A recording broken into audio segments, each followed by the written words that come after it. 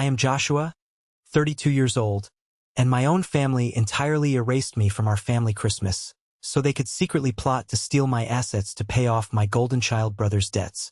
Before I tell you about how I legally trapped them on my own land, let me know where you're watching from in the comments.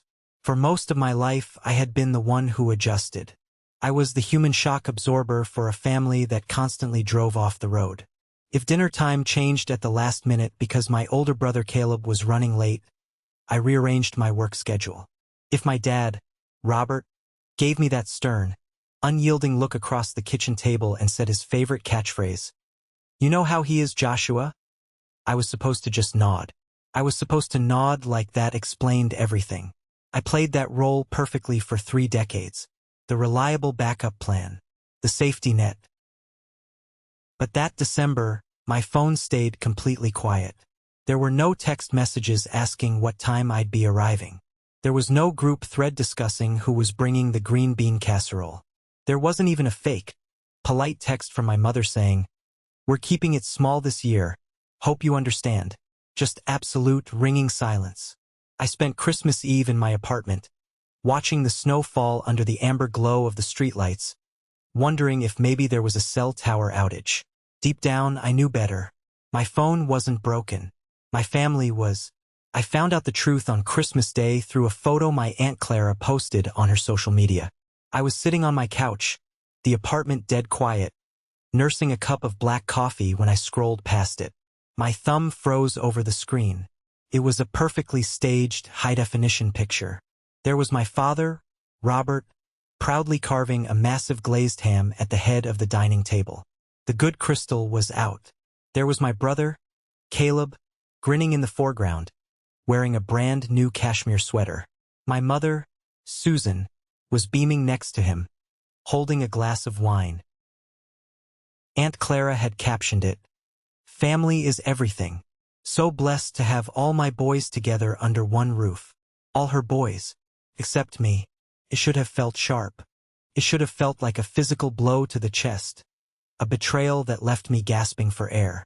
Instead, it felt incredibly familiar. It felt exactly like pressing on an old, deep bruise you've had for so long that your brain barely registers the pain anymore. The numbness was almost comforting. I didn't call my dad to scream at him. I didn't post anything passive-aggressive in the comments section. I didn't drink half a bottle of bourbon and send a furious text message I'd regret the next morning. I just set my coffee mug down on the coaster. I opened my laptop, pulled up a real estate website, and started looking at land listings out in the county. I was done. I had been saving a significant portion of my corporate salary for years, quietly building my own foundation while my family spent everything they had keeping up appearances for Caleb. By the afternoon of December 26th, I found it. It wasn't anything flashy. It was 200 acres of raw, quiet land an hour outside the city limits. It had faded perimeter fencing, a sturdy but weathered barn that needed some heavy reinforcement, and a modest cabin.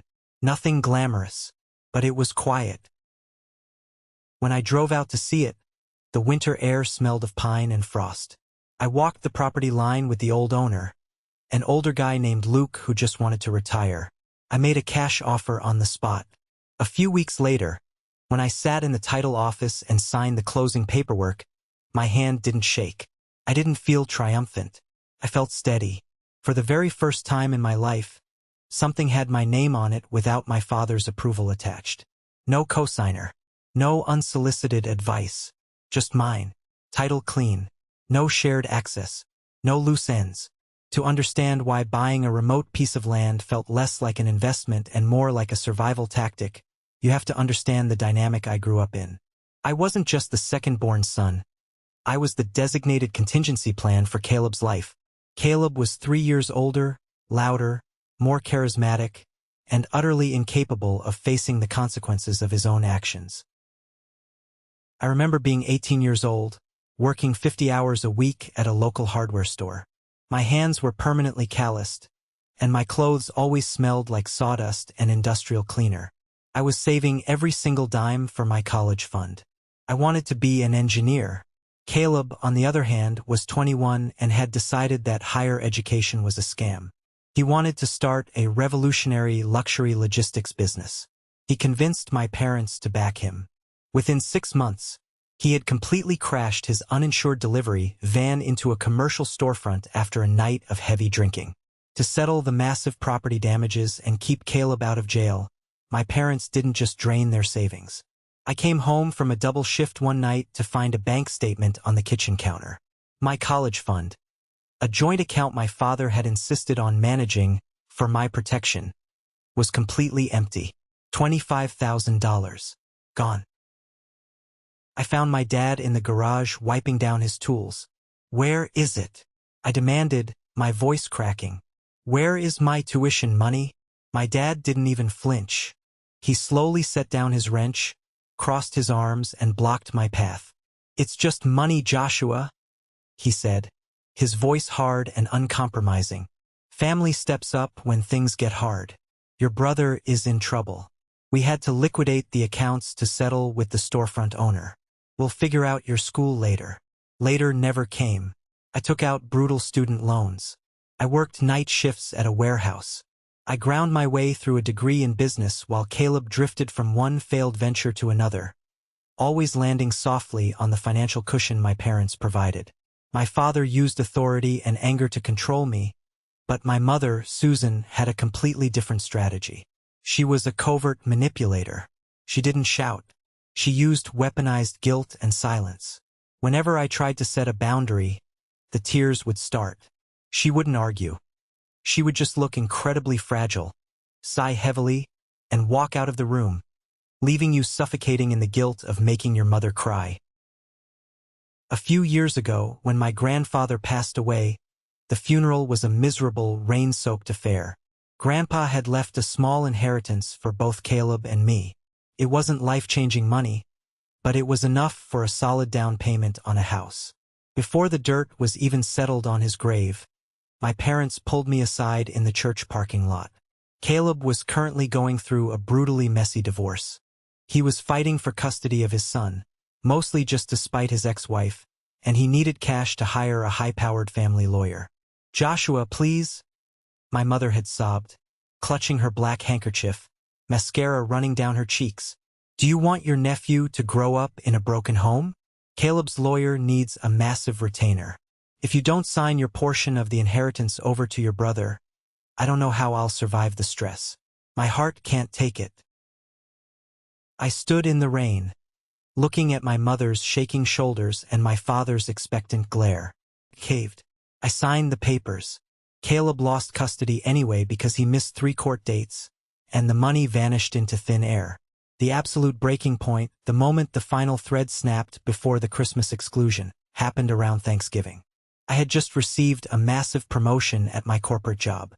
I was officially a senior director, with a salary that finally allowed me to breathe. I drove to my parents' house for dinner, genuinely excited to share the news. I thought for once they might be proud of me. When I walked into the dining room, Caleb was holding court, complaining loudly about how unfair the economy was to entrepreneurs. When I finally found a gap in the conversation to mention my promotion and my new salary, my father literally waved his hand in the air to shush me. "Not right now, Joshua," he said, keeping his eyes glued to Caleb. "Can't you see your brother is going through a tough time with his cash flow? Don't rub your corporate success in his face. It's insensitive." I sat at the table in silence. I stared down at my plate of dry turkey. The realization hit me like a physical weight. To my family, my success was a direct insult to Caleb's failures. My independence was a threat. So, when I bought the 200-acre ranch, I knew exactly what I was doing. I wasn't just buying real estate, I was building a fortress. And because I knew the psychology of my family better than anyone, I knew I couldn't just build physical walls. I needed an impenetrable legal moat. Before I even moved my bed into the cabin, I hired a lawyer. I didn't hire a friendly neighborhood attorney. I hired Matthew. Matthew was a former JAG officer in the military. He didn't do small talk. He didn't care about family feelings. And he dealt exclusively in ironclad contracts and ruthless legal realities. I sat across from him at his massive mahogany desk and handed over the property deed. I want you to review every single syllable of this, I told him. I want to make sure there isn't a single loophole, easement, or ancestral claim that could ever be exploited by my family. Matthew scanned the documents, his eyes darting behind wire-rimmed glasses. He slid the heavy folder back toward me. Your title is airtight, Joshua. You are the sole owner. No one can touch this dirt without your explicit, notarized consent. My next stop was an electronics supply store. My good buddy David, who installs commercial security systems, drove out to the ranch with me that weekend. We spent 12 exhausting hours wiring the entire perimeter. We placed high-definition, motion-activated cameras on the main gate, the barn, the front porch, and hidden in the tree line facing the county road. I didn't install them because I expected teenagers to come drinking on my land. I installed them because I was completely done being surprised by my own blood. A week after I officially moved in, a white and brown county patrol vehicle rolled slowly up my gravel driveway. The local sheriff stepped out. A tall, broad-shouldered man named Carter, wearing a pressed uniform and a wide-brimmed hat. It was small-town courtesy. He liked to introduce himself to new property owners. We stood on my porch, the winter wind biting at our jackets. We shook hands. His grip was firm and calloused. I like to know who's new out here, Sheriff Carter said, adjusting his duty belt. It's a quiet county. We like to keep it that way. I looked him dead in the eye, my voice entirely flat. I like to know who enforces trespassing. Carter paused. He looked at me, assessing my posture, and then he casually glanced up at the discreet camera dome mounted under the eaves of the porch roof. He nodded slowly. He didn't ask for a backstory or family drama. He understood more in that 5-second exchange than I could have explained in an hour. You have my card, Sheriff Carter said, tapping the brim of his hat. You call, we come. At that moment, standing on my own porch, I finally felt safe. But I knew the silence wouldn't last. The storm was already gathering. The absolute silence from my family lasted exactly 3 months. For 90 days, I woke up to the sound of wind whistling through the old oak trees instead of my phone buzzing with another one of Caleb's manufactured emergencies. I spent my weekends patching the roof of the cabin, reinforcing the perimeter fencing, and clearing out decades of overgrown brush. It was a Tuesday morning in early March. The frost was just starting to thaw, turning the dirt roads into a thick, heavy mud. I was out by the barn, wearing heavy work gloves, wrestling with a rusted hinge on the main gate. My phone buzzed in the chest pocket of my flannel shirt. I ignored it. It buzzed again, and a third time. I pulled off one leather glove, reached into my pocket, and looked at the screen. The caller ID flashed a single word. Robert. My dad. I stared at that name for a long time. The winter wind suddenly felt a lot colder. We hadn't spoken since that disastrous Thanksgiving dinner where he told me to hide my promotion so Caleb wouldn't feel bad. There had been no apology for completely cutting me out of Christmas. No Happy New Year text. Just a sudden, demanding phone call on a random Tuesday. I let it ring until it almost went to voicemail, took a slow, deep breath, and hit accept. Hello, I said. My voice was completely flat, offering zero emotional leverage. Joshua, son. My dad's voice boomed through the speaker. It was unnaturally loud, dripping with a forced, jovial enthusiasm that made my stomach instantly knot up. It was the exact tone a used car salesman uses right before he tries to hide a blown transmission. How have you been? Your mother and I have just been missing you like crazy around here. I wiped a streak of grease off my jaw with the back of my hand. I didn't take the bait. I didn't say, if you missed me, why was I banned from Christmas? You cannot negotiate with a manipulator using logic. What do you want, Dad? He chuckled, but the sound was thin, lacking any real warmth. Come on now. Can't a father just call to check in on his youngest boy? Look, we heard through the grapevine you actually went ahead and bought some land out in the county. 200 acres. The old Luke property, right? Of course they knew. My Aunt Clara probably did a public records search the second she realized I had stopped liking her social media posts. I did. I replied evenly. It's mine. Right. That's just great, son. Really smart investment. A heavy, pregnant pause hung on the line. I could actually hear him taking a breath, shifting his weight, preparing the pivot he had rehearsed. The thing is, Joshua, that land could be incredibly useful for all of us right now. Your brother is, well, he's trying to get back on his feet. I closed my eyes. I pressed my forehead against the cold, rusted metal of the gate. It was always the exact same script. The narrative just shifted slightly to fit the current disaster. Sometimes it was a bad market, sometimes it was an unfair boss, sometimes it was an unreasonable judge during his custody hearings. The common denominator was always Caleb's incompetence. But that was the one truth my parents violently refused to examine. Caleb has this massive new commercial logistics project lined up, my dad continued, his voice speeding up, trying to bulldoze over any potential objections. It's a guaranteed gold mine, Josh. But the banks are being ridiculous about collateral. They won't approve the business loan. I'm not selling, Dad, I said. It wasn't a negotiation. It wasn't an opening bid. It was a concrete wall. Now, hold on.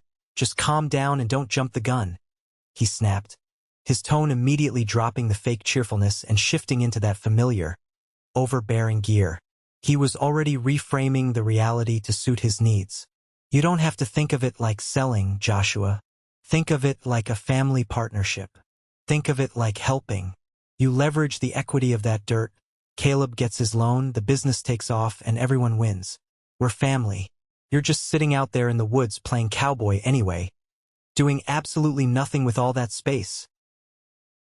No, I didn't argue. I didn't yell. I didn't try to explain that this land was my sanctuary. I just said no, and let the silence sit there on the phone line.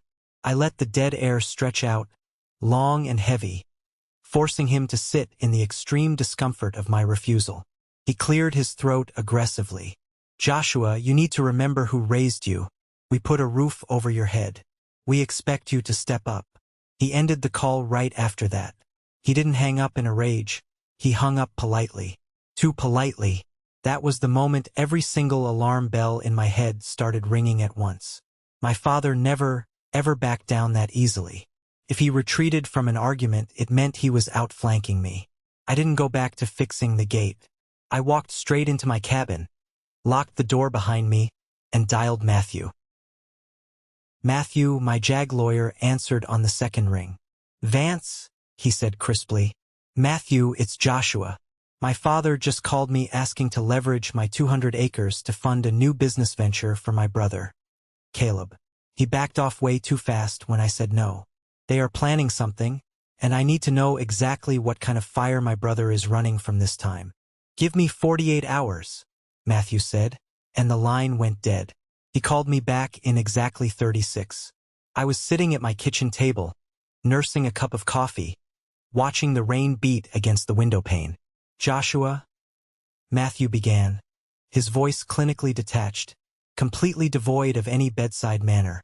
I pulled the public court dockets and ran a quiet asset check on your parents. The situation isn't just bad. It is a catastrophic, unmitigated disaster. This isn't about a new business venture. It's about keeping your brother out of federal prison. My grip on my coffee mug tightened until my knuckles turned white. Tell me everything. This was the first massive twist. Caleb hadn't just hit a minor financial speed bump. He had completely destroyed his last business. He had partnered with a guy named Samuel, a hardworking contractor who had invested his life savings into Caleb's vision. Instead of using the funds to secure warehouse leases and trucks, Caleb had been systematically siphoning the corporate accounts. He used Samuel's money to lease luxury cars, buy designer clothes, and fund lavish weekend trips to Vegas to project the image of a successful CEO. When the business inevitably collapsed, Samuel didn't just walk away. He hired a forensic accountant. Samuel filed a devastating civil lawsuit for fraud and embezzlement, Matthew explained, the sound of keyboard keys clacking in the background. Caleb is drowning in legal fees, and the judge is looking to freeze whatever assets he has left. But here is the part that concerns you, Joshua. I swallowed hard. My throat felt like sandpaper. My parents. Yes, Matthew said grimly. Your parents' bank accounts are bone dry. I pulled the county property records. Your father took out a second, high-interest mortgage on his house 6 months ago. They completely liquidated both of their 401k retirement accounts. They have zero liquid assets left. They burned down their entire financial future to pay Caleb's initial legal retainers and keep the lawsuit out of the local papers. I sat perfectly still, staring at the grain of the wooden table. Suddenly, the puzzle pieces slammed together with sickening clarity. The Christmas photo. The absolute radio silence. They didn't cut me out of Christmas because they forgot about me. They didn't invite me because they were too busy panicking. They were sitting around that perfectly decorated dining table, staring at their impending bankruptcy, strategizing. They saw my new corporate salary. They saw my promotion. They saw my absolute financial independence, and they realized I was the only life raft left on their sinking ship. Your 200 acres? Matthew continued. That's not collateral for a new business. They want to force a sale, liquidate your land, and use your cash to settle Samuel's lawsuit before it goes to trial and destroys Caleb's life. They were coming for my sanctuary to pay for my brother's sins. Thank you, Matthew, I said softly. I'll be in touch. The tension over the next week was unbearable.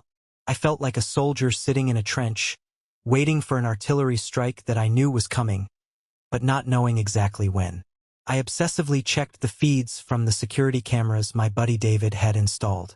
Every time a squirrel ran past the motion sensor, my heart hammered against my ribs.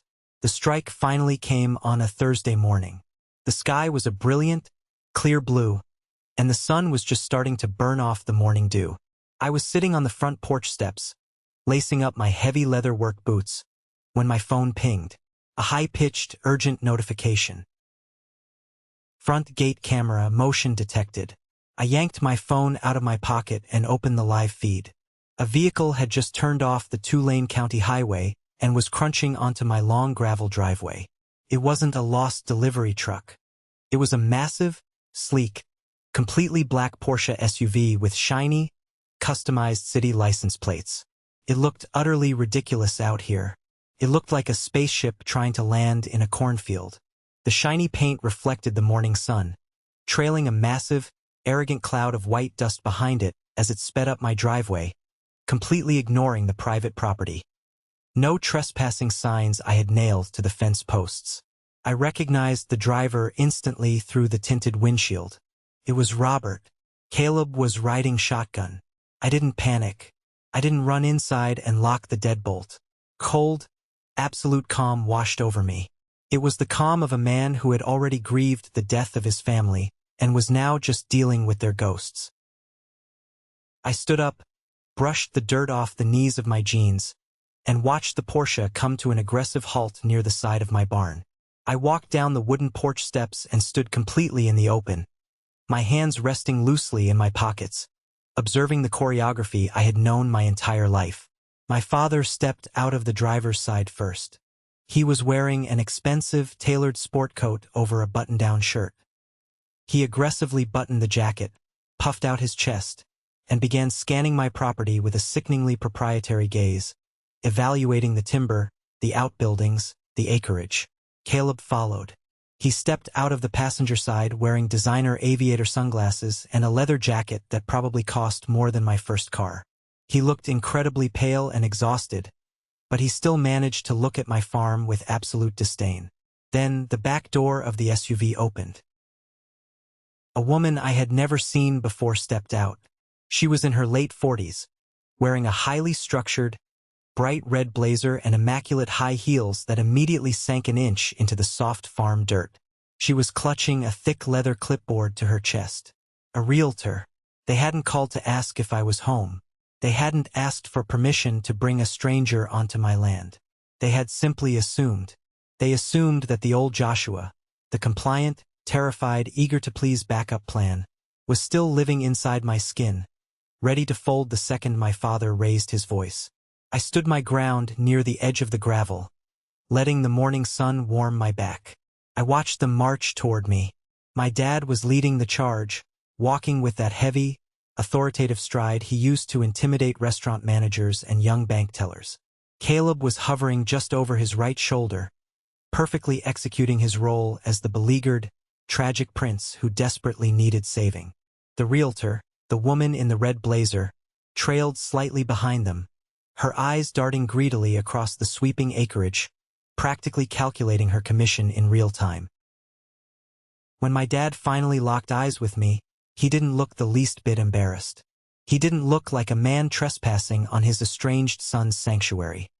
He manufactured a massive, bright smile that didn't reach his eyes. "Oh, good, Joshua. You're here," he called out, spreading his arms wide as if he were going in for a warm, fatherly embrace, though he conveniently stopped a good 10 feet away from me. I didn't move a single muscle. My facial expression didn't shift. "I live here, Dad. Where else would I be?" He completely ignored the boundary in my voice. He just waved his hand dismissively toward the woman standing behind him. "Joshua, this is Evelyn. She's one of the top commercial and residential agents back in the city. We thought it would be best to get a true professional out here to physically look at the dirt and run some comps." Evelyn stepped forward, offering a highly polished, practiced, million-watt smile. She extended a manicured hand, but when I didn't reach out to shake it, she smoothly dropped it to her side and began her pitch. It was a rapid-fire, aggressive sales tactic designed to completely overwhelm the listener with corporate jargon before they could formulate an objection. "Joshua, it is an absolute pleasure to finally meet you," Evelyn said, her voice dripping with artificial sweetness. "Your father mentioned you were open to exploring some lucrative exit strategies regarding this parcel. I have to tell you, the market out here is incredibly favorable right now. City developers are aggressively pushing past the county lines. Looking at the topography, we could easily chop this 200-acre tract into 45-acre luxury equestrian estates. The return on investment would be absolutely staggering. We just need to get the initial listing paperwork sorted. Authorize a surveyor to come out next week, and we can." "I'm not selling," I said. My voice wasn't loud. I didn't shout, but the absolute, undeniable finality in my tone cut through her rehearsed corporate pitch like a machete. Evelyn physically faltered. Her professional smile slipped a fraction of an inch, revealing genuine confusion beneath the makeup. She blinked rapidly, her eyes darting sideways to look at my father.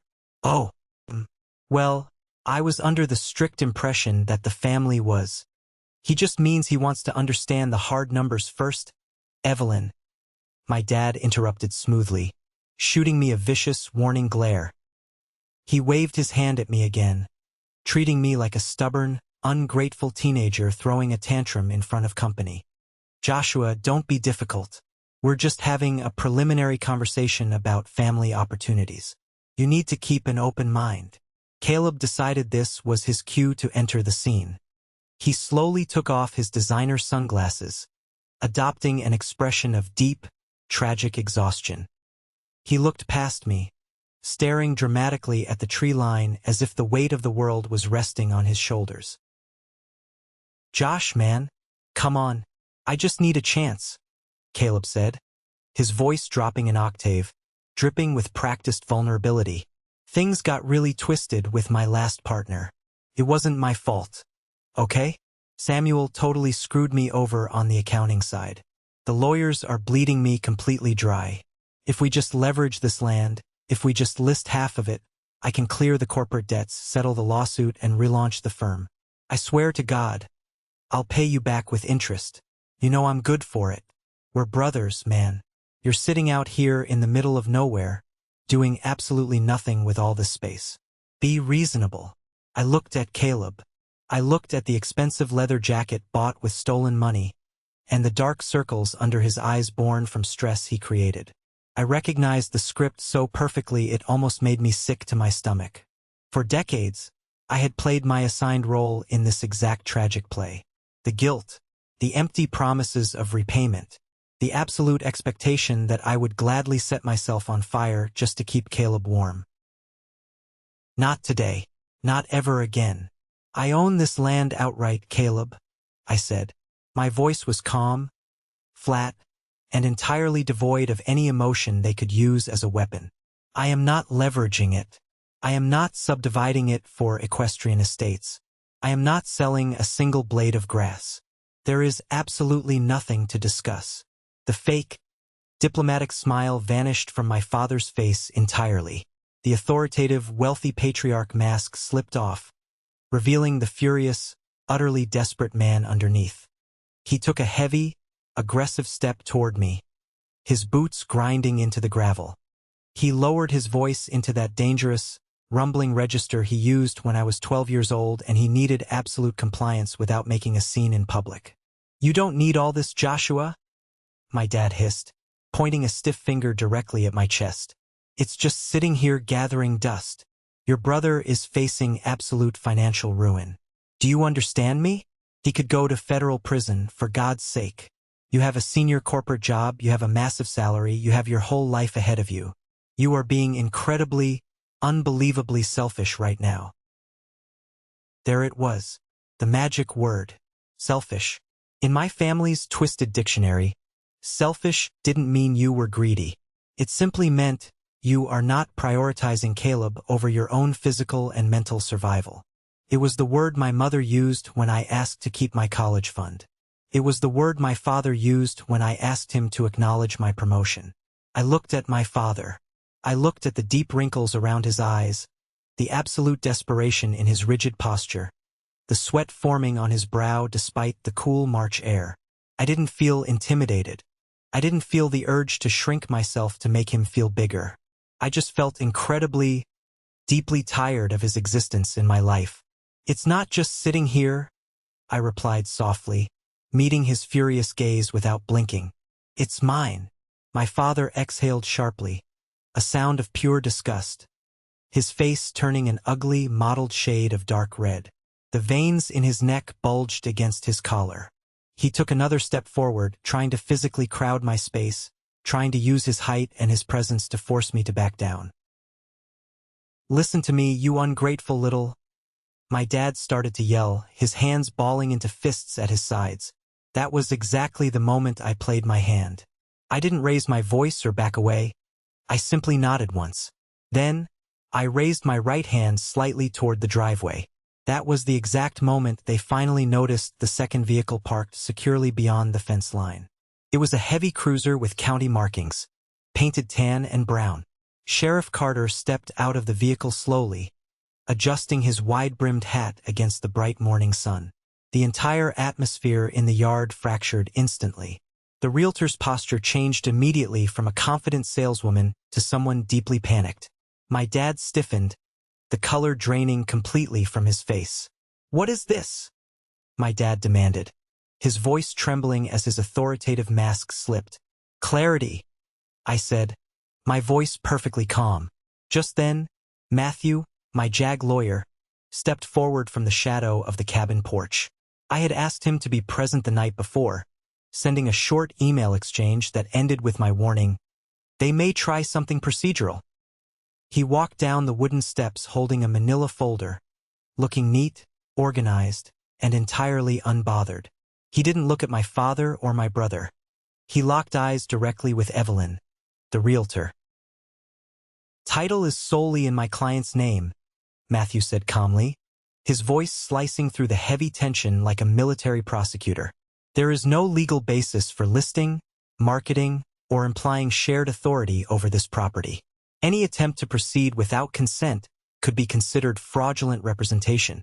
The word fraudulent landed heavier than anything I could have ever said myself. It was a direct, calculated threat to Evelyn's real estate license and her entire livelihood. Sheriff Carter approached us, stopping just close enough to make the physical boundary visible between my family and me. He wasn't aggressive or theatrical. He didn't rest his hand on his weapon. I'm here to ensure no one feels pressured on their own property, the sheriff said, his tone clear, neutral, and incredibly public. Evelyn closed her leather folder first with a sharp snap. She realized instantly that my father had lied to her to use her credibility. I was not aware of the full ownership structure, she said carefully, refusing to look at my father. "I'll be stepping away." She walked quickly back to the SUV without saying another word to them. She completely abandoned their sinking ship. My brother Caleb looked smaller somehow, stripped of his arrogance and the illusion of his impending wealth. He wasn't embarrassed, just completely displaced. He looked like a panicked man drowning in debt whose last lifeboat had just been legally destroyed. This is the moment that changes everything, when I finally took back control of my life. Thank you for patiently staying with me up to this point. You are amazing. Please help me by liking the video and commenting the number 1 below, so I know you've been on this journey with me. This not only helps more people find this story, but it also lets me know that my experiences mean something to someone out there. Your support is the biggest motivation for me to continue sharing the rest of this journey. My dad, shaking with a mixture of rage and absolute disbelief, tried one last time to regain control of the narrative. "You'd bring law enforcement into this against your own family?" He spat at me. I didn't raise my voice at all. I just delivered the absolute truth. "You brought a realtor to sell land you don't own," I replied evenly. Absolute silence fell over the yard. The sheriff's presence was not loud, but it was unmistakable and immovable. If my father and brother stayed any longer after being told they had no legal standing, it became criminal trespassing. If they argued with the badge, it became a formal police report. My dad looked at me like he was recalculating something fundamental. For the first time in his life, he realized he wasn't dealing with his own authority.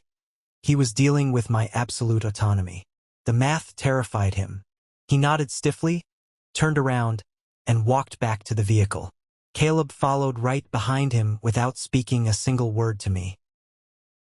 My dad threw the Porsche SUV into reverse, backing down the gravel drive much slower than he had arrived. There was no aggressive cloud of triumph. The white dust settled gradually over the dirt road after they were finally gone. The ranch suddenly felt larger. I didn't feel victorious, just incredibly quieter. The crushing weight I had carried since childhood was entirely gone. Matthew handed me the legal folder.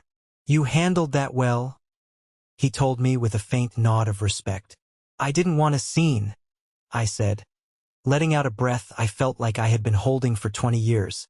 "You didn't make one," my lawyer replied. Sheriff Carter tipped his hat to me before heading back to his cruiser. "Call if you need anything further," he offered. And that was really it. No shouting, no empty threats, no dramatic collapse. Just a firm, undeniable boundary held in place. That night, I sat out on the wooden porch completely alone with a cold drink in my hand. The dark sky over the property was wider than anything I had ever grown up under in the city. The stars were bright, not diluted by city light, and the crisp air wasn't shaped by other people's heavy expectations. I thought I would feel powerful after completely defeating my father's plot and standing my ground. Instead, as I sat there, I felt something softer. It was grief, maybe, not for the land or the money, but for the version of my father who never adjusted when I finally stopped being a 12-year-old boy. I grieved for the years I spent translating my love for them into blind compliance. I grieved for the Christmas invitation that never came and the absolute brutal clarity that followed it. I didn't win anything that day. I just stopped losing. And when the night wind moved steadily through the heavy fence line, unbothered and free, I realized something simple. My family could still tell their twisted story about me to anyone in the city if they wanted, but they would never again tell it on my land. The days immediately following that massive confrontation in my driveway were some of the strangest, most surreal days of my entire life. When you spend 32 years of your existence completely braced for an impact, living with your shoulders permanently tense and your stomach constantly tied in knots, the sudden, absolute absence of chaos feels incredibly loud. It feels almost unnatural. For the first 2 weeks, I still woke up at 5 in the morning with my heart racing, instinctively reaching for my phone on the nightstand, fully expecting a barrage of angry text messages or a voicemail from my mother crying about how I had destroyed the family. But my phone screen was always blank. The silence held. Spring finally began to break through the hard, frozen winter ground of the county. The thick, Heavy mud on my 200-acre ranch slowly began to dry out, turning into solid, workable, nutrient-rich dirt. The air started to smell different out here. It didn't smell like the exhaust fumes of the city or the stale, recycled air of my parents' suffocating dining room. It smelled of wet pine needles, fresh soil, and absolute, undeniable freedom. I kept my demanding corporate job, working remotely from the heavy oak desk inside my cabin during the week. I guarded my salary and my financial independence fiercely, knowing it was the armor that kept me safe. But my weekends, my early mornings, and my late evenings belonged entirely to the land.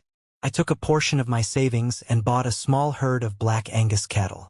It was just a dozen head to start, enough to begin grazing the lower pasture and bring some actual life to the property. The physical labor required to run a piece of land that size is intense. It breaks you down. I spent hours mending miles of barbed wire fences, hauling heavy, 50-pound bags of grain and feed, and swinging a steel hammer until my forearms burned and my hands were covered in thick, rough calluses. But I quickly realized something profound. The physical exhaustion of ranch work was a clean kind of exhausted. It was honest. You put in the labor, and you saw the immediate, tangible results of your work. The fence stood straight. The cattle were fed. The roof stopped leaking. It was the complete opposite of the soul-crushing, endless emotional fatigue of trying to reason with completely unreasonable people. In my family, you could pour your entire heart, your college fund, your time, and your sanity into a problem, and the next morning, the hole would be completely empty again, demanding more. Out here, the dirt didn't lie to me. The cattle didn't try to manipulate me. The wood didn't ask me to compromise my boundaries. Of course, the fallout from a deeply toxic family system doesn't just evaporate instantly into the wind. Toxic systems are like a virus. When they hit a strong immune system, they mutate and try to find a new way to infect you. They try to find a back door. My family's back door came in the form of my extended relatives. The flying monkeys. It started about 3 weeks after my dad and Caleb drove away in defeat. I was sitting on my front porch, wiping black tractor grease off my hands with an old rag, watching the sun begin to dip below the horizon. My cell phone vibrated violently against the wooden railing. I picked it up and looked at the screen. It was a massive, sprawling text message from my cousin Sarah. Sarah had always been the designated family gossip. She was the one who loved to stir the pot, gather information, and watch the drama unfold from a safe, comfortable distance. She never actually helped anyone financially, but she always had an incredibly loud opinion on what everyone else should be doing. The message was a solid wall of aggressive, emotionally charged text, completely devoid of any punctuation, paragraph breaks, or basic human empathy. She wrote, "Joshua, how could you possibly do this to your own parents? Uncle Robert had a minor heart episode yesterday because of the absolute stress you caused him by calling the police on him. You have that huge corporate salary, and you are just sitting out there hoarding 200 acres of land while Caleb is about to lose everything. His lawyer is dropping him because he can't pay, and your mother is an absolute wreck. You are tearing this entire family apart over pure greed and stubbornness. You need to call them right now, apologize, and fix this before it is too late." I read the message twice. I sat perfectly still, staring at the bright screen of my phone, the glaring white light contrasting sharply with the peaceful, darkening twilight settling over my fields. 10 years ago, a message exactly like that would have sent me into a total, hyperventilating panic spiral. I would have felt the immediate, crushing weight of guilt. I would have believed that I was responsible for my father's blood pressure. 5 years ago, I would have spent 2 exhausting hours pacing around my apartment, drafting a meticulously logical, multi-paragraph reply. I would have detailed the inherited debts, Caleb's stolen opportunities, the ruined college fund, and the brutal reality of the legal paperwork my lawyer Matthew had uncovered. I would have desperately tried to make Sarah understand my side of the story. I would have begged for her to see the truth. But sitting on my porch that evening, with the dirt on my boots and the deed to the land locked safely in my heavy iron safe, I felt absolutely nothing but a profound, overwhelming sense of pity. I looked at the words on the screen. Tearing this family apart. Pure greed. I didn't type a single letter in response. I didn't try to defend my character or explain the law. I didn't remind her of the Christmas I was excluded from or the promotion I was told to hide. I just tapped the top of the screen, selected her contact profile, scrolled down to the bottom in red letters, and pressed block. It was that simple. One firm tap of my thumb, and she was gone from my reality forever. The digital silence that followed was incredibly sweet.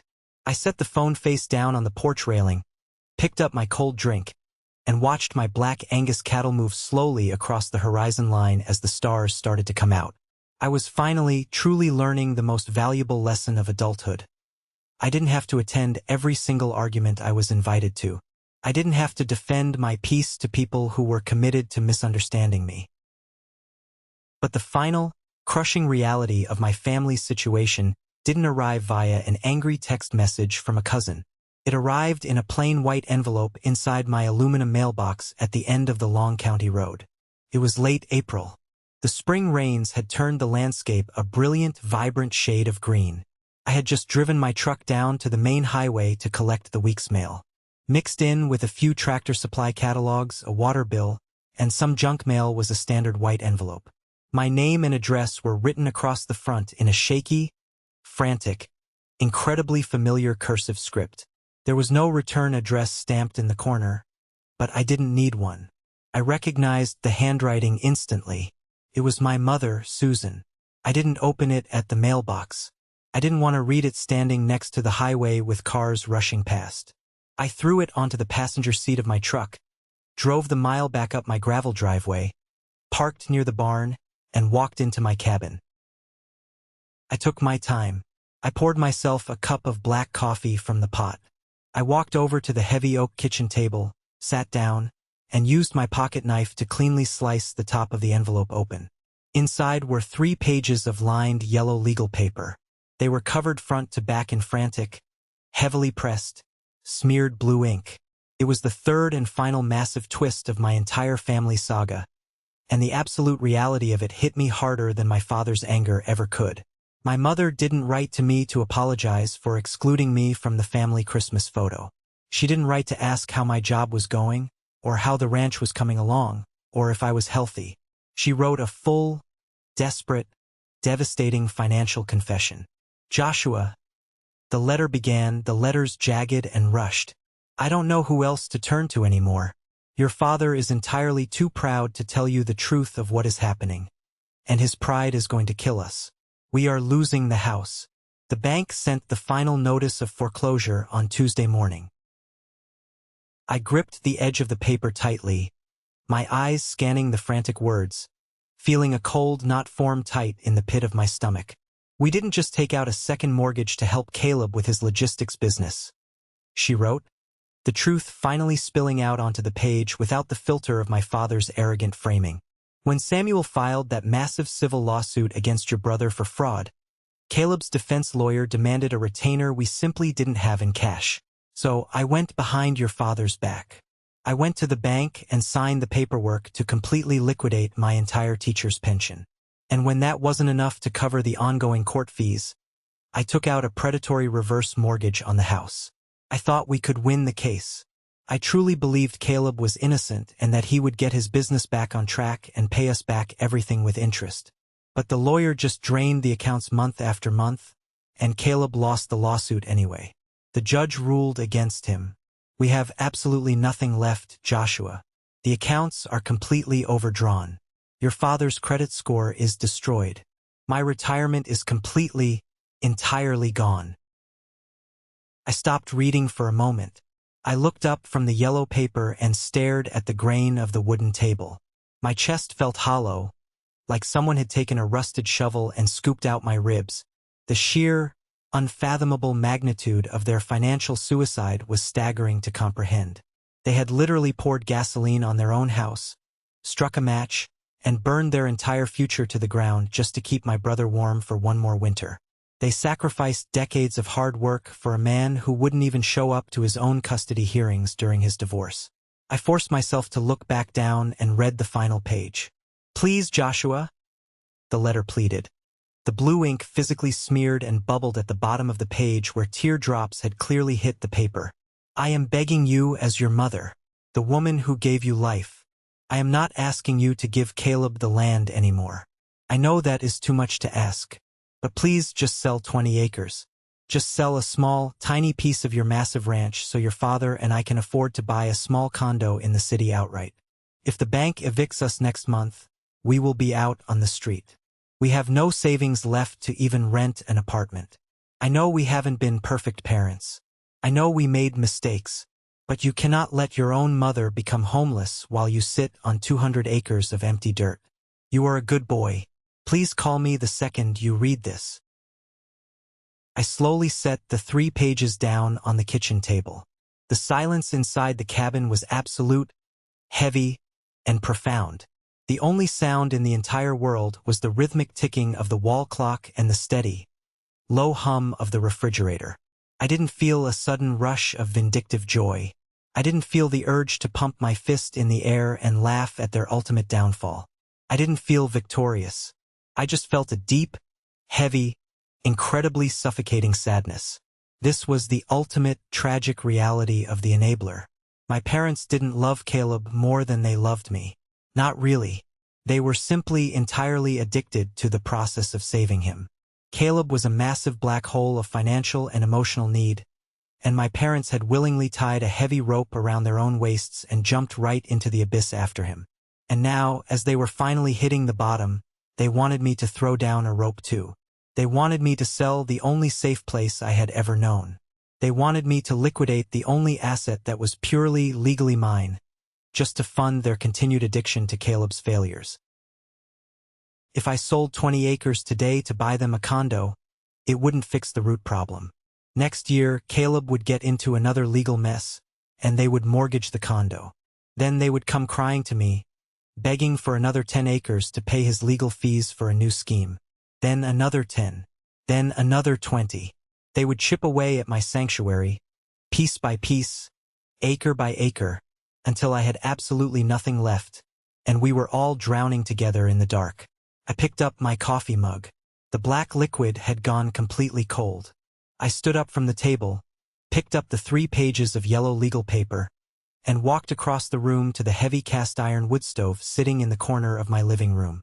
There were still a few hot, bright orange embers glowing deep in the ash from the fire I had built the night before.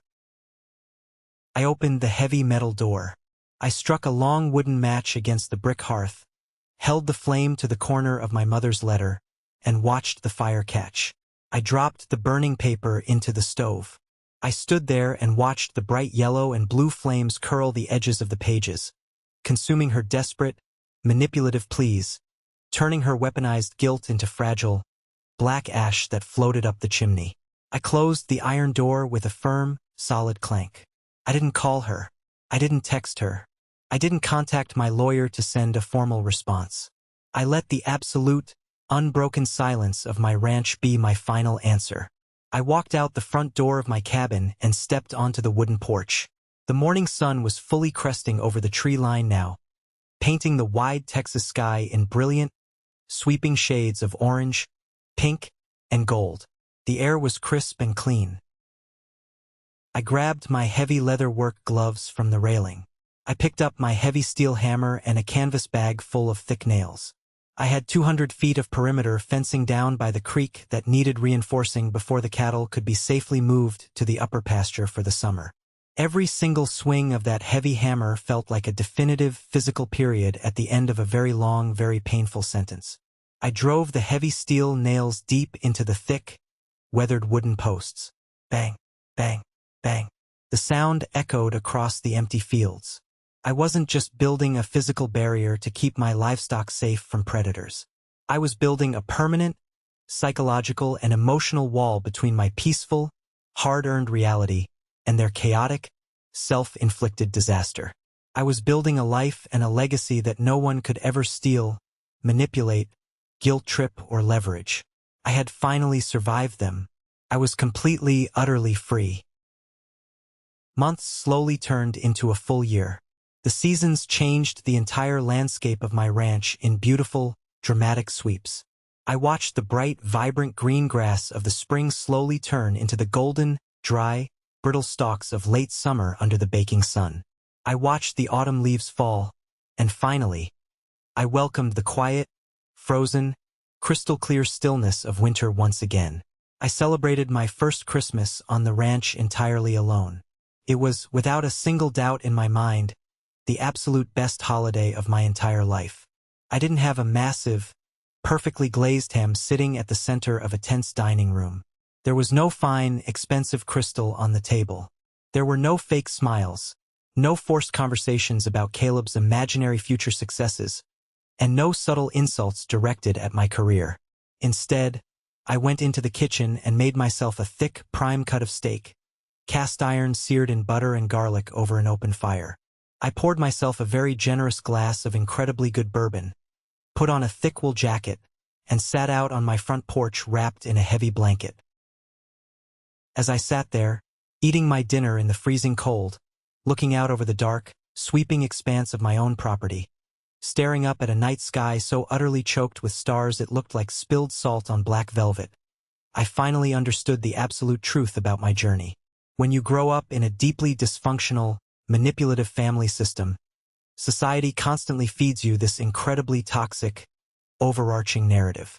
Movies, television shows, and well-meaning friends tell you constantly that family is everything.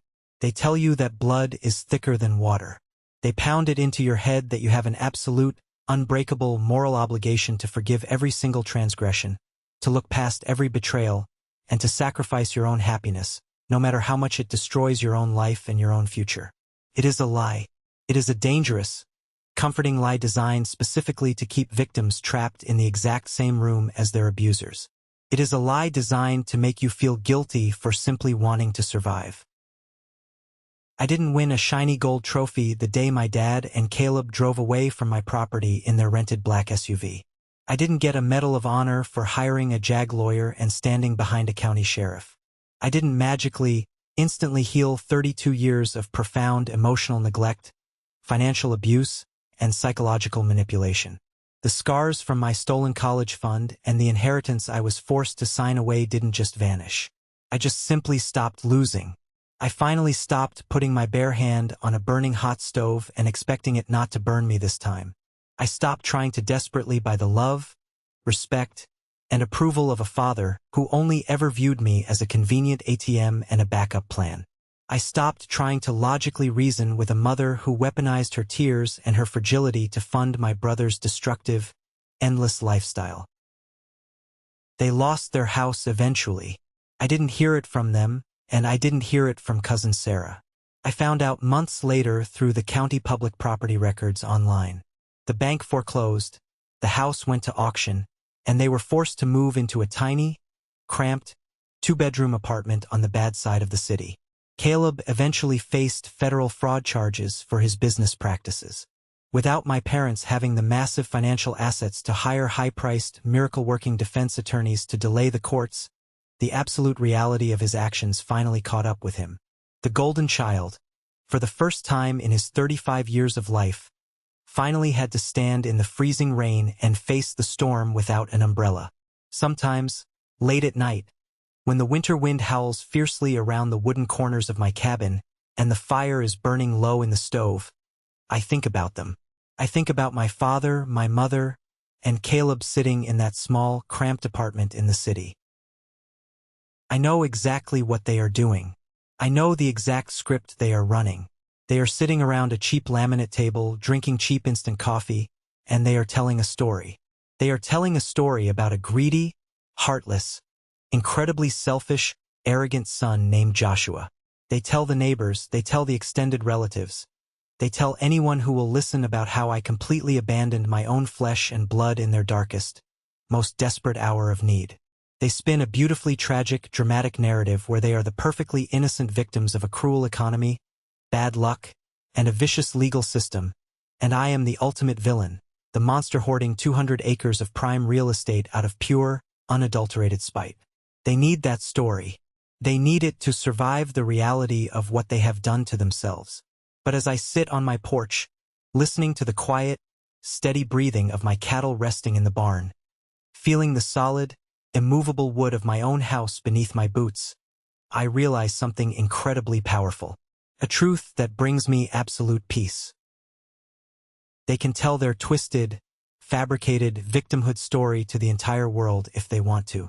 They can paint me as the devil to every single person in that city. But they will never, ever tell that story on my land.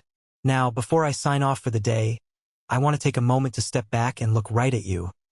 The people who stayed with me, listened to my voice, and walked through this entire emotional journey with me. If you take any educational value, any real-life, practical lesson away from the story of my family's collapse and my escape, I want it to be this incredibly important truth. Walking away from a toxic, abusive situation is not a crime. It is not an act of cruelty. It is not an act of selfishness.